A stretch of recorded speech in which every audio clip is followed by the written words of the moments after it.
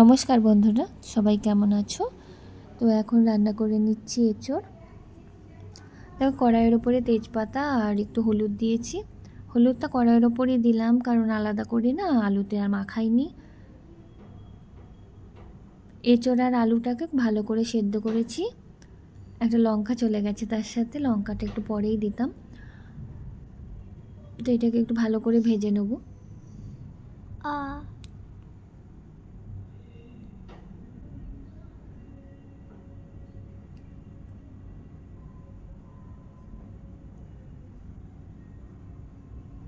দেব পরিমাণ মতো নুন, একটু বেশি দেবো কারণ আমাদের রান্নাতে না একটু নুনটা একটু বেশি দেওয়া হয়, পাতে খাওয়া হয় না।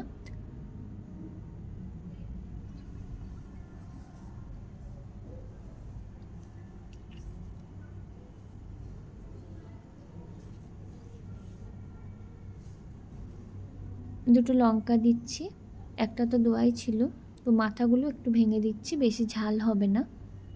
এই রান্নাটা শুধু মেয়ে আর আমার বাড়ির যে বয়স্ক সদস্য আছে তার জন্য, আমাদের জন্য আলাদা করে কষিয়ে করা হয়েছে।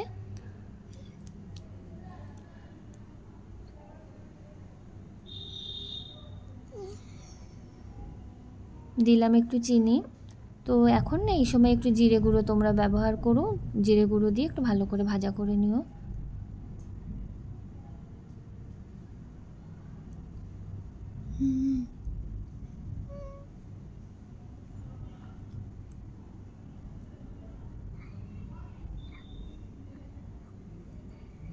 দিলাম জল।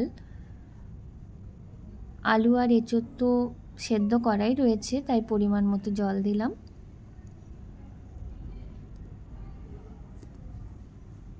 আর একটু দিই।